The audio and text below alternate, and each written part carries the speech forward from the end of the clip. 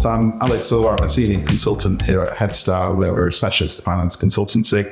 We're owned and run by FDs, giving us a real insight into what makes the finance world tick.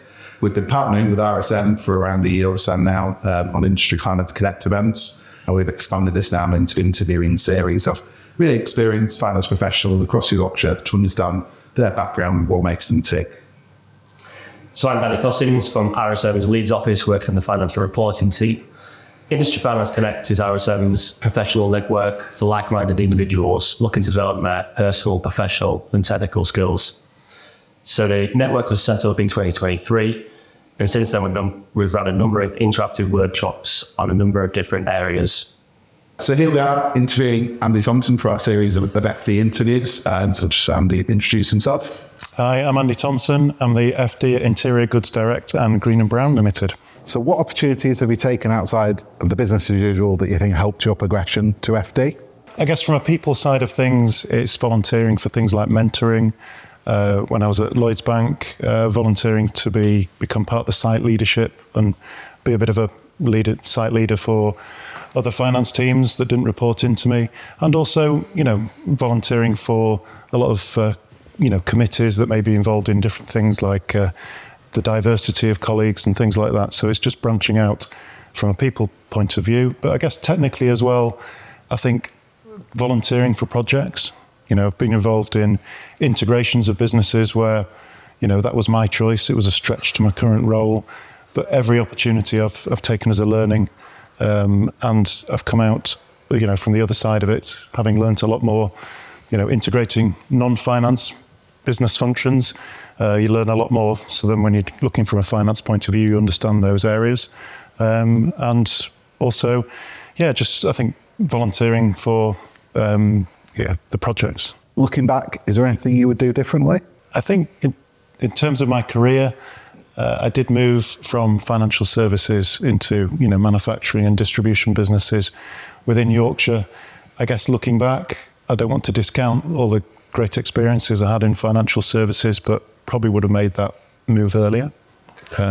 It wasn't an easy move, trying to move across industries and demonstrate that you're proficient and could translate it across, but it was something that I did manage to do, but wish maybe I'd done it a little bit earlier. What do you think are the best 3 pieces of advice that you've learned over your career that you'd pass on to your team? In terms of wanting to progress your career, one thing that I really had a desire to move out of financial services. I did learn a lot within financial services within the company I was in, but really felt like I wanted to get into the Yorkshire traditional industries of distribution and manufacturing.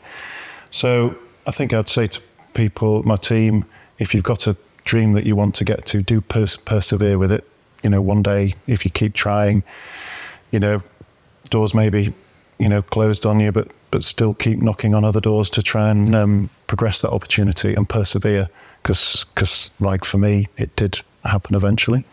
I guess the other piece of advice would be when people are producing data, and in finance you do produce a lot of outputs, a lot of analysis, a lot of management information, would be to, work with the people that are requesting that information to ask why. You can often get to a better output. You can understand the business a bit better yourself. So not only produce better outputs for that piece of work, but you've got a greater understanding of the business. You built a relationship with the person that you're working with, and that next time you'll probably produce, a better piece of work as well. So that's, making the connections, building the relationships, aligning with the other parties, and producing some great outputs.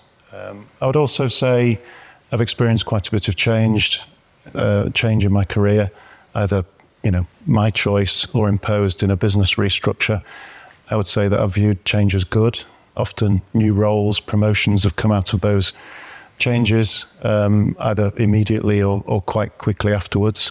So it's being flexible, embracing the change, getting over that change curve quite quickly and looking for the opportunities in that landscape after the change. How have we found the transition from big business to SME? It was something I definitely wanted, moving away from Lloyds Bank to a smaller business.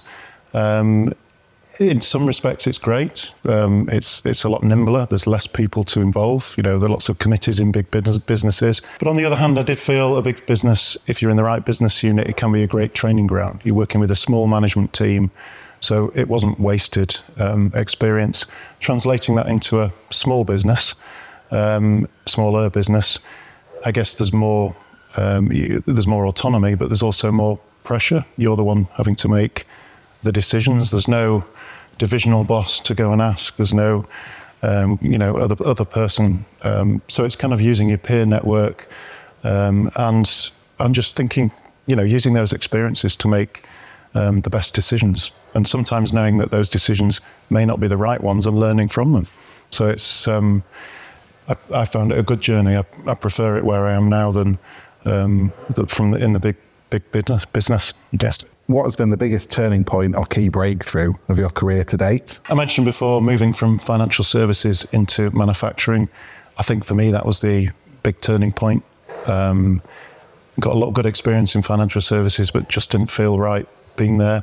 Wanted to be more involved in the more traditional Yorkshire industries, distribution, manufacturing. And I think, it took me a couple of years to find the right role. So slightly frustrating, but when I did, never really looked back, really enjoyed it. And every opportunity I might speak to recruiters, it was no, even though I've got a lot of FS experience, I want to look forward into, more distribution, more manufacturing businesses.